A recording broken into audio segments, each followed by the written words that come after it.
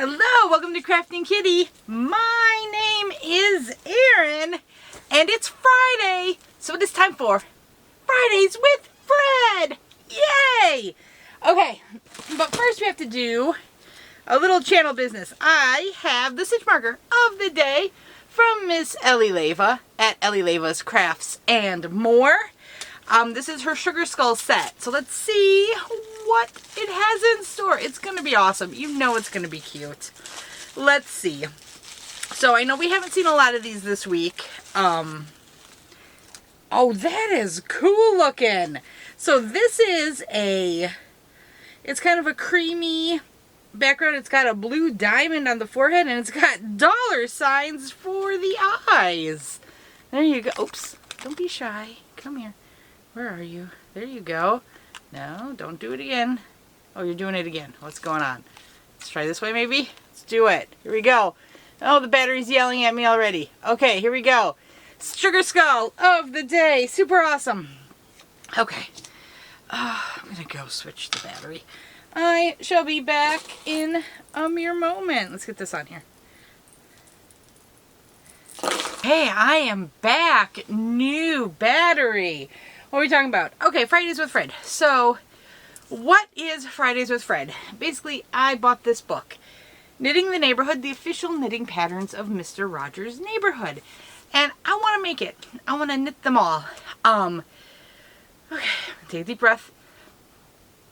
I mentioned we haven't seen a lot of stitch markers. I was playing some YouTube magic. It turns out I have bronchitis, and it's kicking my behind a bit.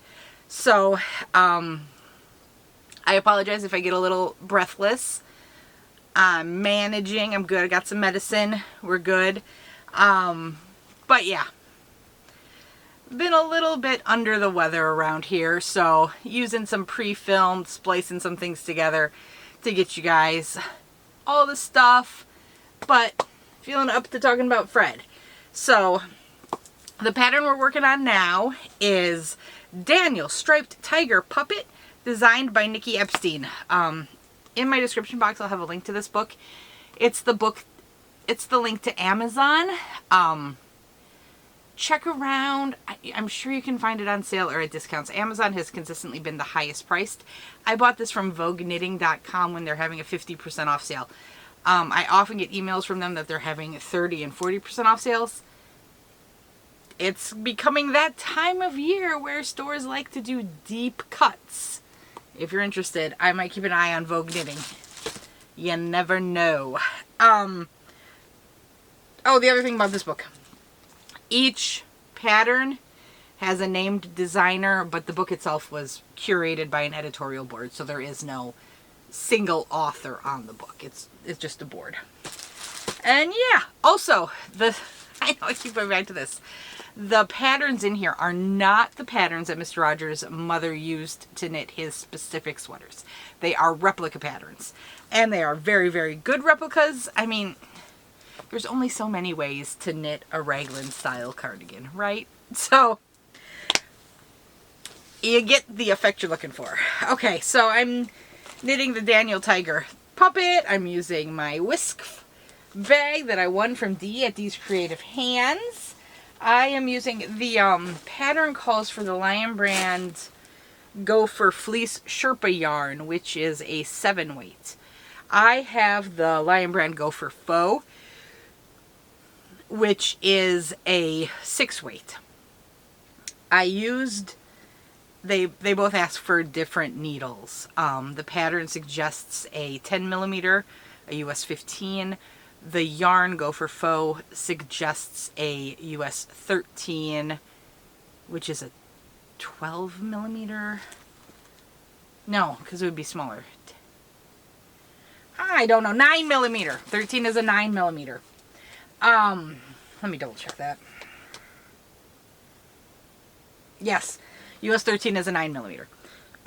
So I did some testing as to what I liked, and I ended up using the bigger needles. So I'm using US 15s, 10mm knitting needles, but I did add 6 stitches to my beginning cast on because I wanted, it felt a little small, and looking at how they split for the armholes, I thought I could get 6 stitches to evenly divide, and I could do all of my figuring to make the whole thing work with the 6 extra stitches. So that's my plan. I got this brown color, which is Jupiter. I have the Sparkle, Gopher Faux Sparkle. And then, so this is what I bought from Hirschner's and Lion Brand in a Santa sack. I got the white version, which is called Star. Both have a little sparkle to it. I wasn't sure if I was going to try to stripe it up or not. And then if you were watching last week, you realized I didn't quite read far enough, and I found out they were sewing on their stripes later. So it was striped in the picture, but they weren't doing it the same way I was. So I'm actually knitting the stripes in. It is done in reverse stockinette, which I actually really like because I think it makes the striping look cooler with the idea that this is a tiger. I don't think in nature tigers have really precise stripes. I don't think it is. It's more jagged. It's messier, and I think this is giving a great messy stripe pattern. Like, this reminds me of our stripy cats, you know? So that's what I'm going for. This is the back side, if you're wondering.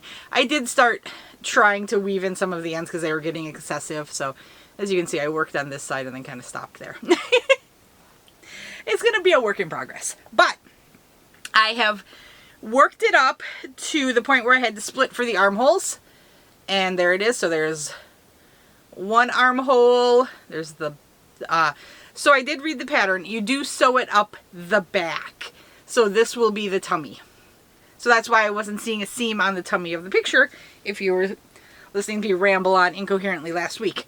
Here's the other armhole right there. So you just knit and you bind off some stitches in the middle. That's where your armhole is going to be. And then they ask you to knit each of these sections separately. And then, you know, go from there. You're going to connect them up and move on. From what I can tell, it's knit in one piece and then sewn together.